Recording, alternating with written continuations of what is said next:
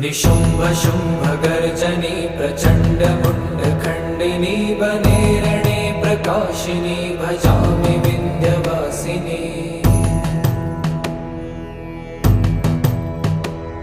त्रिशूलमुण्डधारिणी धराविघातहारिणी गृहे गृहे निवासिनी भजामि विन्ध्यवासिनी।